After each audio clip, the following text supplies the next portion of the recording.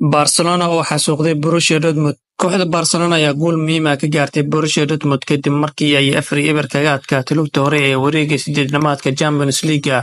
Kulankan oo ka dhacay garoonka Stadio Olympique Luz ayaa Barcelona suurtageliyay inay si weyn ugu dhawaato semifinalka tartanka. Daqiiqadii 25aad Rafinha ayaa furay goolasha kadib markii uu kubad ka helay Kubarsi, taasoo markii hore loo maleynayay inay offside tahay, balse VAR ayaa xaqiijiyay sax ahaanshaha goolka. 48 daqiiqo markii ay maraysay Robert Lewandowski ayaa madax ku dhaliyay goolkii labaad kadib cross uu soo qaaday Rafinha.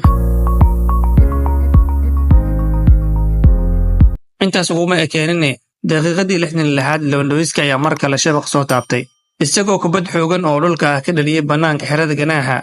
Ugu dambeyn daqiiqadii 77aad ciyaarta waxaa soo gabagabeeyay Lamine Yamal oo 17 jir ah, kaasoo dhaliyay goolkii afraad kadib qalad ay sameeyeen daafacyada Dortmund, taasoo keentay weerar rogaal celis ah oo guuleystay. Borussia Dortmund ayaa heshay fursado dhowr ah, gaar ahaan Girassi oo dhowr jeer ku sigtay inuu gool dhaliyo, balse ma aysan helin fursad ay kaga faa'iidaystaan. Barcelona ayaa si buuxda u maamushay ciyaarta iyadoo muujisay xasilooni iyo tayo sare. Tababare Hans Flick ayaa sameeyay bedelo sax ah oo sii xoojiyay kooxda, taasoo keentay inay sii wadaan cadaadiska ilaa dhammaadka ciyaarta.